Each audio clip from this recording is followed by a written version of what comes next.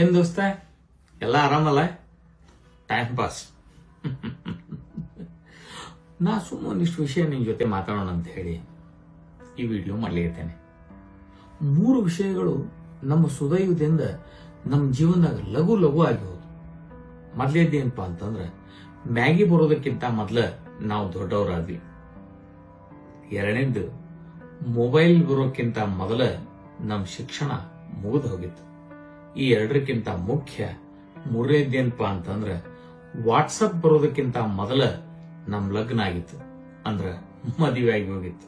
ನಮ್ ಸಾಲಿದಿಂದಾಗ ಇಂಗ್ಲಿಷದ್ದು ಅಷ್ಟೇನು ಲಫಡ ಇರಲಿಲ್ಲ. ABC ಇಂದ ಶುರು ಆಗ್ತಿತ್ತು, XYZ ಮುಗಿದು ಹೋಗ್ಬಿಡ್ತಿತ್ತು.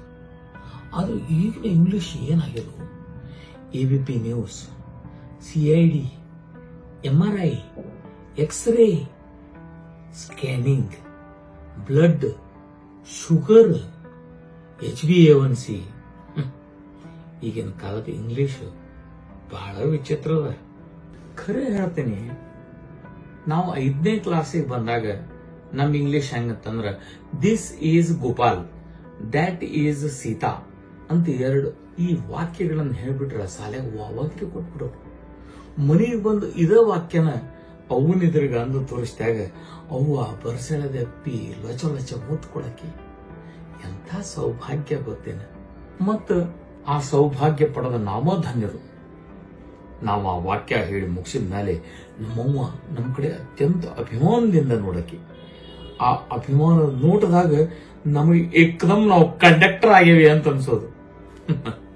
ಅದ್ಯಾಕೆ ಕಂಡಕ್ಟರ್ ಅಂತ ಹೇಳ್ತಿದ್ವಿ ಗೊತ್ತಿಲ್ಲ. ನಾವು ಸಣ್ಣವ್ರಿದ್ದಾಗ ಹಿರಿಯರ್ ನಮ್ಮನ್ನ ಬಂದು ಕೇಳಿದ್ಕೂಳೆ, ತಮ್ಮ ನಿಮ್ ಮುಂದ್ ದೊಡ್ಡ ಬಂದ್ಮೇಲೆ ಏನಾಗ್ತಿ, ಏನ್ ಮಾಡಾವಿದ್ದಿ ಅಂತ ಕೇಳಿದ್ರ ಕಂಡಕ್ಟರ್ ಇಲ್ಲ ಪೊಲೀಸ್ ಅಂತ ಹೇಳ್ತಿದ್ವಿ. ಯಾಕೋ ಗೊತ್ತಿಲ್ಲ, ನಿಮಗ್ ಸುಳ್ಳು ಅನಿಸ್ಬಹುದು.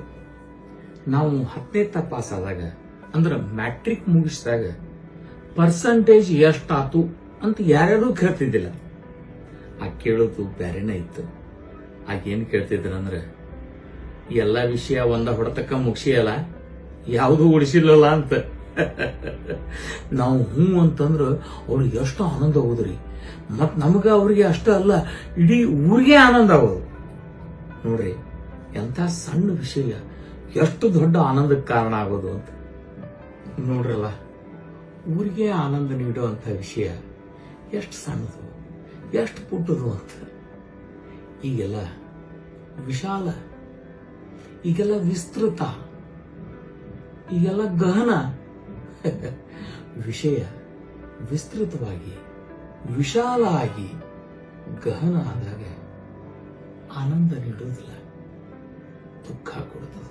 ಹಿಂದೆ ನೋಡ್ರಿ, ಎಲ್ಲ ಸಣ್ಣ ವಿಷಯ, ಸಣ್ಣ ಊರ್ ಸಣ್ಣ, ಮನಿ ಸಣ್ಣದು, ಮನಿಯೊಳಗೆ ಸಾಮಾನು ಕಡಿಮೆ, ಮ್ಯಾಲೆ ಪಗಾರನು ಕಡಿಮೆ. ಪಗಾರ ಕಡಿಮೆ ಇದ್ದಾಗ ತಿಂಗಳಾಂತ್ಯಕ್ಕ ಅಂದ್ರ ಕಡಿವಾರದಾಗ ಕಡಿಕೆ ಚಾಲು, ತಂಗಿ ಆಗೋದು, ತ್ರಾಸ ಆಗೋದು. ಆಗ ಉಪವಾಸ. ಇಂಥ ವಾರ ನಾವು ಒಪ್ಪತ್ತ ಊಟ ಮಾಡ್ತೀನಿ, ಇಂಥ ಹಬ್ಬ ಇಂಥ ಹರಿದಿನ ನಾವು ಒಪ್ಪತ್ತ ಊಟ ಮಾಡ್ತೀನಿ ಅನ್ನೋದು. ಒಪ್ಪತ್ತ ಊಟ ಮಾಡಿ ಕಳೆದ ಆ ದಿನಗಳು ಭಾರಿ ಮಜಾ ಕೊಡ್ತಿದ್ವಿ. ನೆನಪು ಮಾಡ್ಕೋರಿ, ಅಂಥ ಉಪವಾಸದ ವನವಾಸದ ದಿನದಾಗನು ಯಾರು ಓಣ್ಯಾಗ ಗಂಟು ಮಾರಿ ಹಾಕೊಂಡು ದುಃಖ ದುಮ್ಮಾನ ತುಂಬಿಕೊಂಡು ಇಲ್ಲ ಮಾರಿ ಸಿಂಡ್ರಿಸ್ಕೊಂಡು ಓಡಾಡ್ತಿದ್ದಿಲ್ಲ. ಎಲ್ಲರ ಮುಖದ ಮೇಲೆ ನಗು ಇರ್ತಿತ್ತು. ಏನ್ ಇಲ್ಲ ಅದನ್ನ ಮಂದಿಯಿಂದ ಕೇಳಿ ಪಡೆಯೋ ಚಟ ಇತ್ತು. ಸಕ್ಕರೆ, ಚಾಪುಡಿ, ಉಪ್ಪು, ಖಾರದ ಪುಡಿ, ಮೆಣಸಿನಕಾಯಿ, ಕೊತ್ತಂಬರಿ ಬಿಡೆ ಇಲ್ದ ಮಕ್ಕಳ ಮನೆಗೆ ಹೋಗಿ ಕಡಾಯಿಸ್ಕೊಂಡ್ ಬರೋದು ನಮ್ಮ ಜನ್ಮ ಸಿದ್ಧ ಹಕ್ಕಾಗಿತ್ತು. ಮತ್ತ ಅಂತ ಹಕ್ಕು ನಮ್ಮ ಹತ್ರ ಇದ್ದಾಗ ನಮ್ಗೆ ಯಾತ್ರ ಕಡಿಮೆ ಹೇಳ್ರಿ. ಮನ್ಯಾಗ ಯಾರೇ ತಲ್ಲೋ ಬಂತು ಅಂತಂದ್ರ ಮಕ್ಕಳ ಮನೆಗೆ ಹೋಗಿ ಅಮೃತಾಂಜನ ಇಸ್ಕೊಂಡ್ ಬಂದು ಅದನ್ನ ತಿಕ್ಕೊಳ್ಳಿಕ್ಕೆ ನಮ್ಗೇನ್ ಬೇಸರ ಆಗ್ತಿದ್ದಿಲ್ಲ. ಹಂಗ ಮನ್ಯಾಗಿರೋ ಹಿರಿಯರಿಗೆ 10 ಪೈಸಾಕ್ 3 ಬೀಡಿ, 15 ಪೈಸಾದ ಒಂದು ತಂಬಾಕು ಚೀಟು ಇಲ್ಲ ಸುಣ್ಣ ಚೀಟು ತಂದು ಕೊಡ್ಲಿಕ್ಕೆ ನಮಗೇನು ನಾಚಿಕೆ ಆಗ್ತಿದ್ದಿಲ್ಲ. ಖರೆ ಹೇಳ್ತೇನೆ ನಿಮ್ಗೆ, ಅಭಿಮಾನದಿಂದ ಎದೆ ಉಬ್ಬಿಸಿ ಹೋಗಿ ತಂದು ಕೊಡ್ತಿದ್ವಿ. ಯಾವ ವಿಷಯನೂ ಯಾರಿಂದನೂ ಮುಚ್ಚಿ ಇಡ್ಲಿಕ್ಕೆ ಆಗ್ತಿದ್ದಿಲ್ಲ ಅವಾಗ. ಮತ್ ಯಾರು ಮುಚ್ಚಿಡೋ ಪ್ರಯತ್ನನೂ ಮಾಡ್ತಿದ್ದಿಲ್ಲ. ಈಗ ನೋಡ್ರಿ, ಮೂಲಿ ಮನಿ ಮಾಲವನ್ನ ನೋಡ್ಲಿಕ್ಕೆ ಒಂದ್ ಸಂಬಂಧ, ಪಟ್ಟಣದಿಂದ ಬರ್ಲಿಕ್ಕೆ ಹತ್ತದ ಅಂತಂದ್ರೆ ಹೇಳ್ತೇನೆ ನಿಮ್ಗೆ, ಮ್ಯಾಲಿನ ಮನಿ ಶೇಖರಪ್ಪನವ್ರ ಮನೆಯಿಂದ ಗಾದಿ ತೆಕ್ಕೆ ಬೆಡ್ಶೀಟು ಬರ್ಲಿಕ್ಕೆ ಬೇಕು.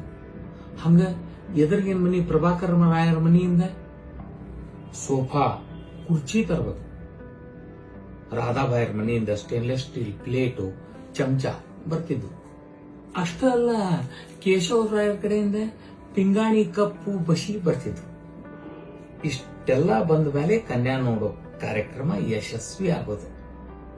ಇಷ್ಟೆಲ್ಲ ಮನೆಯಿಂದ ಅಷ್ಟೆಲ್ಲ ಸಾಮಾನು ಬರೆದ ಕನ್ಯಾ ನೋಡೋ ಕಾರ್ಯಕ್ರಮ ಪೂರ್ಣ ಆಗ್ತಿದ್ದೇ ಇಲ್ಲ. ಹಿಂಗಾಗಿ ಅರ್ಧ ಊರಿಗೆ ಗೊತ್ತಾಗ್ತಿತ್ತು ಮಾಲವನ್ ಸಂಬಂಧ ಕೂಡಿ ಬಂದದ ಅಂತ. ಆದ್ರೆ ಈಗ ನೋಡ್ರಿ, ಮಗ್ಗಲ ಮನಿ ಅಂದ್ರ ಮಗ್ಗಲ ಫ್ಲಾಟ್ನಾಗಿನ ಅವ್ರದ್ದು ಲಗ್ನ ಆಗ್ತದ. ಅವರು ಡಾನ್ಸಿಂಗ್ ವಿಡಿಯೋ ತಮ್ಮ ಸ್ಟೇಟಸ್ನ್ಯಾಗ ಹಾಕಿದಾಗ ನಮ್ಗೆ ಗೊತ್ತಾಗ್ತದ ನಮ್ ಗ್ವಾಡಿ ಆ ಕಡೆ ಇರೋರ್ ಮನಿ ಒಳಗ ಲಗ್ನ ಆತು ಅಂತ.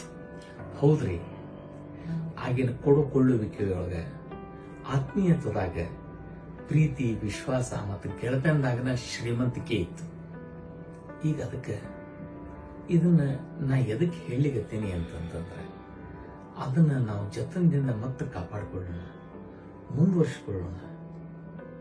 ಗೆಳೆಯರ ಜೊತೆ ಭೇಟಿ ಆಗ್ರಿ, ಮಾತಾಡ್ರಿ, ಸಾಧ್ಯ ಆದ್ರೆ ಕೇಳ್ರಿ ಅವ್ರನ್ನ. ಊಟ ತಿಂದೋಸ್ತ ಆರಾಮಿದೆಯಲ್ಲ, ಎಲ್ಲಿ ದುಃಖ ನೋವು ಏನೂ ಇಲ್ಲಲ್ಲ. ಈ ನಿಮ್ಮ ಪ್ರಶ್ನೆಯ ಸುಮಧುರ ಶಬ್ದಗಳನ್ನ ಕೇಳಿ ಮತ್ತ ಬದುಕಿನ ಜೀವಂತಿಕೆ ಹುಟ್ಟಿ ಬರ್ತವೆ. ಎಲ್ಲರ ಜೀವನದಾಗೂ ಜೀವಂತಿಕೆ ಹುಟ್ಟಿ ಬರಲಿ ಅಂತ ಆಶಿಸ್ತೇನೆ.